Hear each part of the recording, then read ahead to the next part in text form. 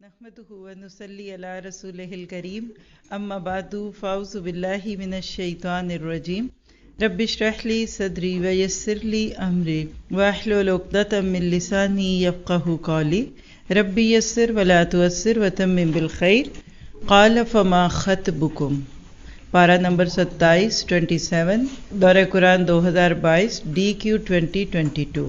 تھوڑا سا پارہ 27 کا آپ کو ایک گو تھرو کروانا چاہوں گی تاکہ ہم سب دیکھ سکیں کہ اس میں ہم کیا کچھ پڑھنے والے ہیں۔ سورۃ زاریات ہم پڑھیں گے، اس میں کنٹینیو ہو رہی ہے پیچھے سے، پھر اس کے بعد سورۃ طور ہے، پھر سورۃ نجم ہے، پھر سورۃ الرحمن ہے، پھر سورۃ واقعہ ہے اور پھر سورۃ حدید ہے۔ ہر صورت اپنی جگہ خوبصورت صورت ہے، تو اب سے آنورڈ پاروں میں ہم لوگ انشاءاللہ جو شروع کا انٹرو کا ٹائم تھا اس کو اس طریقے سے کریں گے کہ جب نئی کوئی بھی صورت سامنے آئے گی تو ہم اس کو سامنے رکھیں گے۔ تو اس روشنی میں اگر میں دیکھوں تو سورۃ زاریہ کا پیغام ہے فَفِرُّوا إِلَى اللَّهِ، اور وَمَا خَلَقْتُ الْجِنَّ وَالْإِنسَ إِلَّا لِيَعْبُدُونِ، یعنی تم اللہ کی طرف دوڑ دھوپ کرو، بھاگو، کبھی شوق سے، کبھی خوف سے، کبھی امید سے، کبھی تڑپ کر، کبھی گناہوں کی معافی کے لیے، کبھی بخشش کے لیے، کبھی جنت کے لیے اور کبھی اس کے چہرے کے دیدار کے لیے۔ ایک مومن کی ساری زندگی دوڑ دھوپ کی زندگی ہوتی ہے، سستی والی زندگی، بیکار زندگی ایک مومن کی زندگی نہیں ہوتی۔ پیچھے بھی ہم نے پڑھا تھا اور آج پھر پڑھیں گے سورۃ طور میں ایک مومن کا لائف سٹائل کیا ہوتا ہے، اور اللہ تعالیٰ ہمیں پریکٹیکل چیزیں دکھاتے ہیں۔ پھر اس کے بعد جب ہم اگلی سورت پہ جائیں گے سورۃ طور، تو سورۃ طور کا پیغام کیا ہے؟ وَالْحِقْنَا بِهِمْ ذُرِّيَّتِهِمْ وَمَا أَلَتْنَاهُمْ مِنْ عَمَلِهِمْ، ہم ان کی اولادوں کو ان کے ساتھ ملا دیں گے جنتوں میں، اور ہم کسی کے عمل میں کوئی کمی نہیں کریں گے۔ اور جہاں سورت شروع ہوگی آپ کو چند باتیں وہاں بھی دوں گی انشاءاللہ۔ آگے چلتے تو سورۃ نجم ہے، وَلَيْسَ لِلْإِنسَانِ إِلَّا مَا سَعَىٰ، اور وَمَا يَنطِقُ عَنِ الْهَوَىٰ ان ہوا الا وحی یوحیٰ، کہ انسان کو اس کی کوششوں کا بدلہ ملے گا، اور اللہ کے نبی اپنی مرضی سے نہیں بولتے تھے۔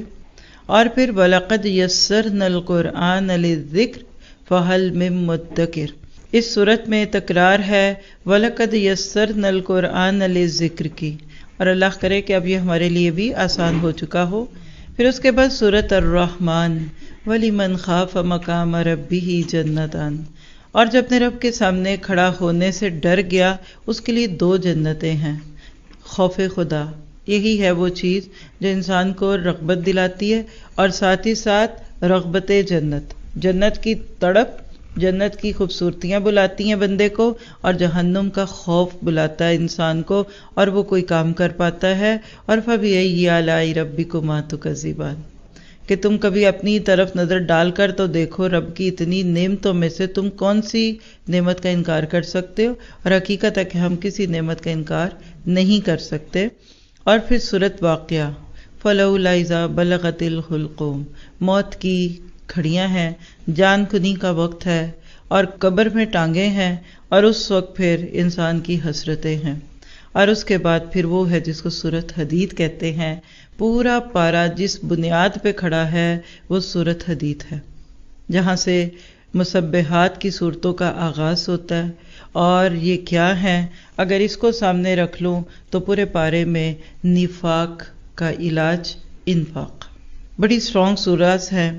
اللہ تعالیٰ سورۃ حدید کی پہلی آیت میں یہ بتا دیتے ہیں کہ کوئی چیز ایسی نہیں جو اللہ تعالیٰ کی تسبیح اور ثنا نہ کرتی ہو، لیکن تم اپنی تسبیح کو دیکھو۔ یہاں ہم قولی، فعلی اور مالی تسبیح کو دیکھتے ہیں۔ ہمارے ہاں جہاں بھی لفظ تسبیح آتا ہے نا تو وہ دانوں کی، منکوں والی ایک ڈوری آتی ہے، حالانکہ یہ تو گنتی ہے۔ بندہ مومن کا تو دل اور اس کی دھڑکنیں تسبیح کے دانوں کا کام دیتی ہیں۔ دل کی ہر دھڑکن میں اللہ، بسم اللہ، سبحان اللہ، اللہ اکبر، اللہ اکبر، یعنی انسان اپنی زندگی میں جب زبان کے ساتھ یا دل کے اندر اللہ کی تعریفیں محسوس کرتا ہے تو یہ دل کی تسبیح، اس کو قلبی تسبیح کہتے ہیں۔ جب زبان پہ آ جاتا ہے جس کو ہم معروف عرف میں اپنے طور پہ تسبیح کہتے ہیں تو سبحان اللہ، کبھی الحمدللہ، اور اللہ تعالیٰ سے جیسا تعلق محسوس ہونا ویسا ذکر کیا کریں. کبھی اپنا کوئی گناہ یاد آ گیا، استغفر اللہ استغفر اللہ استغفر اللہ. کوئی نعمت یاد آ گئی، الحمدللہ الحمدللہ. اس کی کسی قدرت پہ نظر پڑ گئی تو سبحان اللہ سبحان اللہ. تو یہ تسبیح زبان کی ہوتی ہے. لیکن ایک تسبیح جس سے ہم سارے ہی عمومی طور پہ معاشرتی طور پہ غافل ہوتے ہیں، اور وہ ہے عملی تسبیح. کائنات بیٹھ کے دانوں والی تسبیح لے کر نہیں پکڑ کے بیٹھی ہوئی. سورج چاند ستاروں کے ہاتھوں میں اپنے کبھی تسبیح نہیں دیکھی. ان کی تسبیح کیا ہے کہ جو اللہ نے کہا ہے وہ کرو. سورج کو جس وقت بلایا وہ اس وقت آ گیا، چاند کو جب کہا آ جاؤ وہ آ جاتا ہے. یہ کائنات کی تسبیح ہے اور یہ سب سے بڑی ہے. اور امت مسلمہ کی تسبیح کیا ہوگی؟ فَفِرُّوا إِلَى اللَّهِ كُنتُمْ خَيْرَ أُمَّةٍ أُخْرِجَتْ لِلنَّاسِ. جب دنیا میں مسلمان اس تسبیح میں مشغول تھے، امر بالمعروف اور نہی عن المنکر کی، دنیا میں بڑی بہار تھی.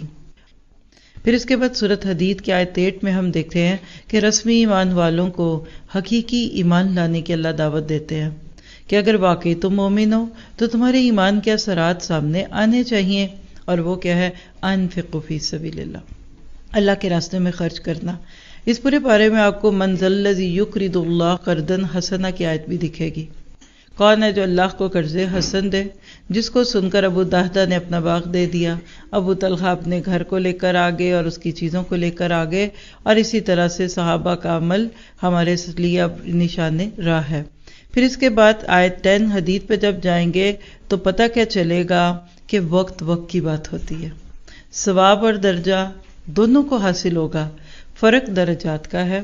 فتح مکہ سے پہلے کا انفاق اور جہاد وہ جو مقام رکھتا تھا وہ بعد والوں کا نہیں ہوگا.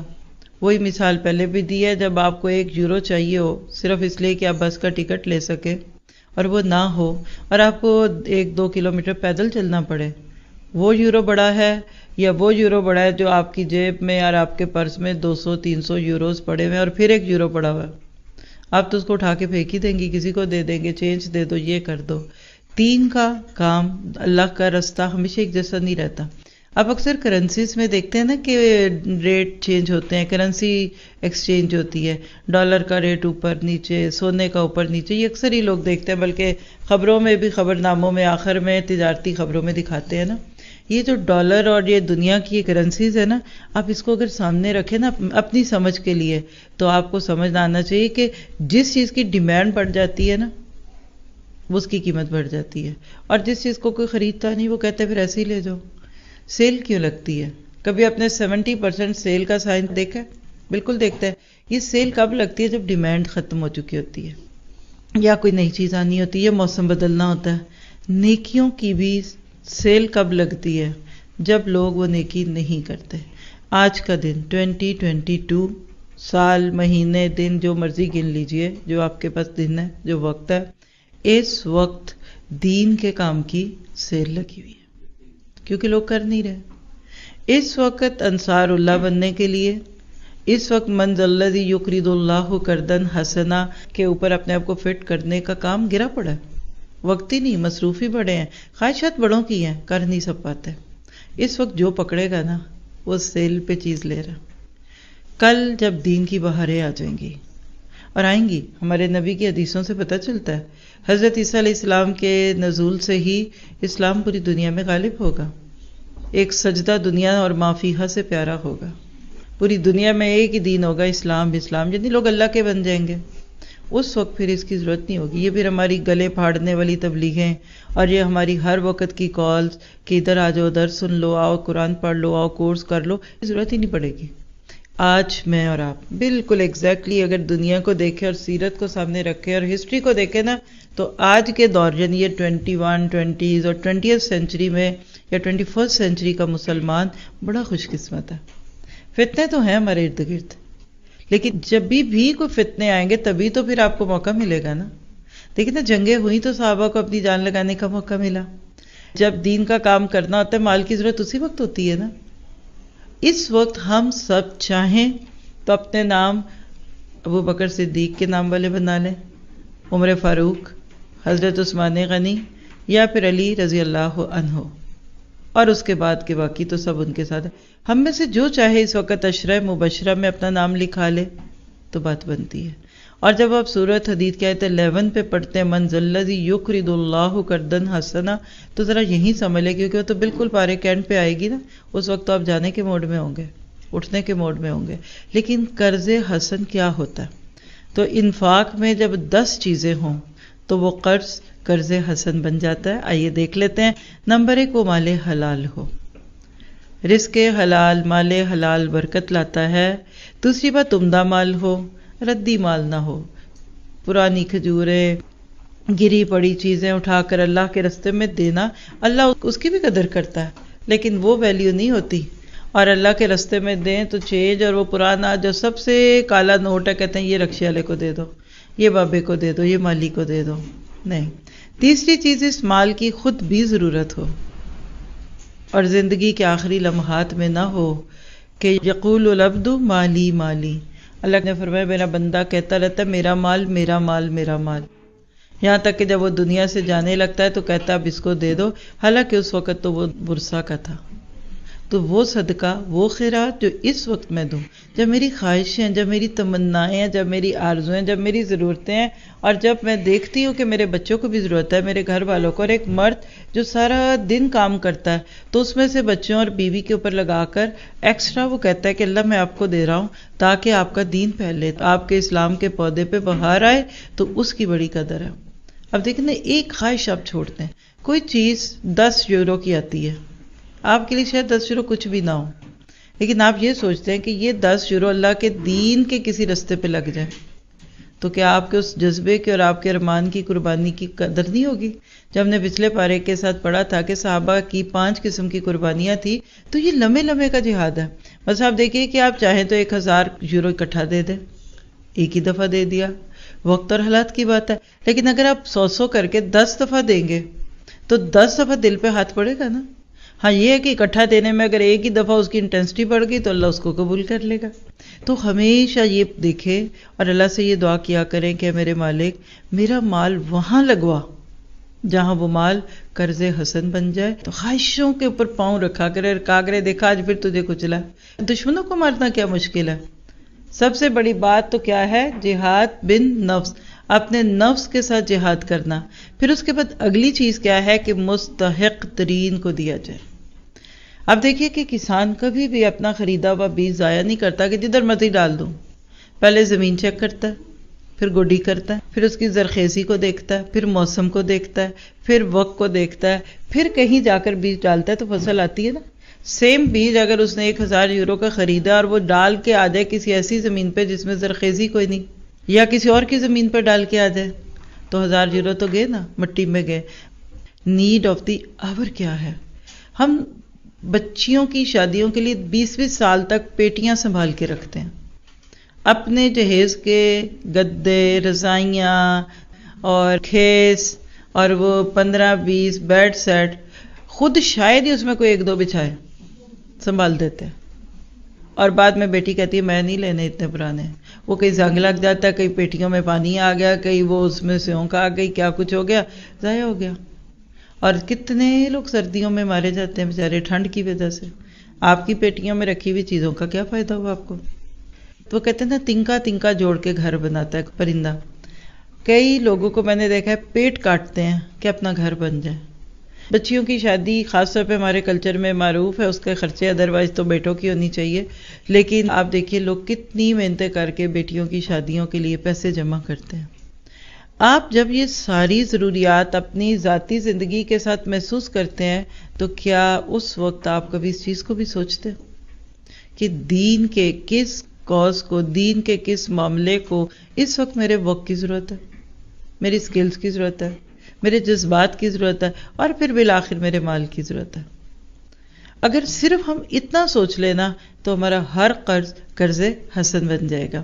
پھر اس کے بعد اس انفاق کو راز میں رکھے، شو نہ مارے کہ میں نے بہت دیا اور اتنے بڑے بڑے چیک دیے اور یہ کیا اور وہ کیا. پھر آگے دینے کے بعد جتلانا نہ، چھٹی بات ہے.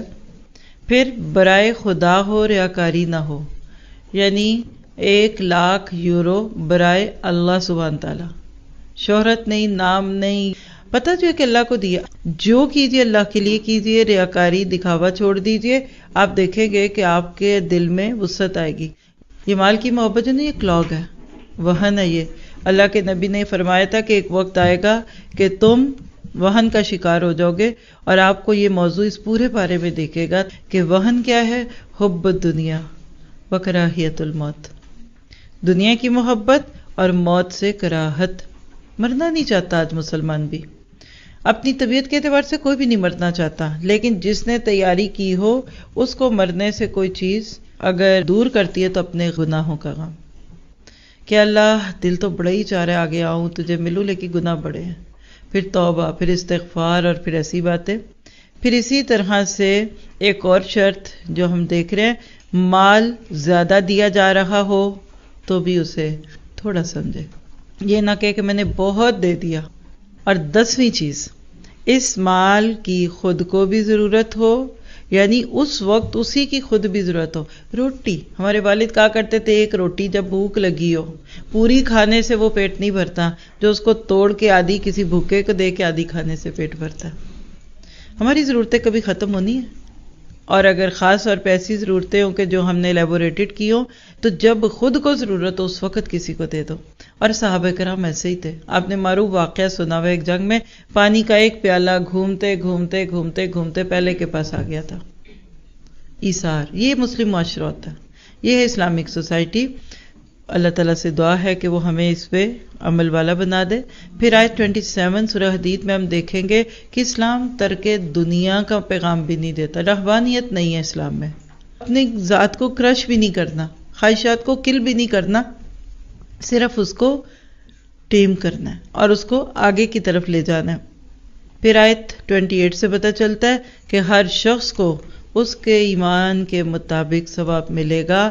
اور آپ دیکھیں گے انشاءاللہ گھلا ملا سا پارا ہے، پڑھنے کے بعد اگر آپ نے شروع سے اینڈ تک اپنی توجہ کو باقی رکھا تو آپ کو ایک بڑا خوبصورت سا آج میسج مل جائے گا دین اور دنیا کے امتزاج کا۔ اس بارے میں ایک ایسی دعا اور اس دعا کی طاقت ہے جو سورۃ قمر کی آیت 10 میں ہے، انی مغلوب فانتصر۔ کتنے لفظ ہیں؟ انی مغلوب فانتصر، 3 لفظ ہیں، لیکن یہ اس کی زبان سے نکلے ہیں جس نے 950 سال لوگوں کو اللہ کی طرف بلایا۔ جب بندہ اللہ کا بندہ بن جاتا ہے نا تو پھر اللہ کا بڑا مان ہوتا ہے اس میں۔ یعنی اس دعا کی طاقت کیا تھی کہ زمین بھی ابل پڑی، آسمان بھی ابل پڑے۔ کیا پتا چلا؟ اپنے آپ کو اس مقام پہ لائیے کہ آپ کے صرف 3 لفظوں پہ اللہ زمین اور آسمان کے دھارے کھول دے۔ یہ ہے اصل میں وہ بات جس کو ابھی نہیں ہم سمجھ سکتے۔ آپ کے ایمان، تقوی، احسان کے اندر ایک مقام ایسا ضرور آتا ہے کہ آپ اللہ کو یہ ثابت کر دیتے ہیں کہ اللہ میں کھرا ہوں، اللہ آئی ایم سنسیئر، میں سچی ہوں، میں جھوٹی نہیں ہوں، پیور ہوں، میں مخلص ہوں، اور میں نے اپنا معاملہ تیرے سپرد کیا۔ اگر آپ میں سے کوئی اس مقام پہ پہنچ گیا نا تو پھر بہت لمبی باتوں کی ضرورت نہیں ہوتی۔ اتنے واقعات ہیں تاریخ میں صحابہ کے اور آگے پیچھے کے دور کے کہ جب کسی اللہ والے نے کوئی دعا دی تو کیسے لگی اور بد دعا دی تو کیسے لگی۔ تو ڈریے مظلوم کی بد دعا سے۔ حضرت نوح کو اللہ نے یہ دعا کرنے سے 950 سال روکے رکھا تاکہ ان کے خلاف گناہوں کی لسٹیں تیار ہو جائیں، اور پھر اس کے بعد جب وہ دعا ہوئی تو پھر کہتے ہیں کہ 6 ماہ تک زمین پہ بارش ہوتی رہی، زمین سے بھی اور آسمان سے پانی برستا رہا۔ کوئی جائے تو کدھر جائے، تھوڑا سا فلڈ آ جائے تو دیکھیے کیا حال ہوتا ہے۔ تو اللہ ہمیں دعاؤں کی طاقت کو سمجھنے اور اس پہ ایمان رکھنے والا بنا دے۔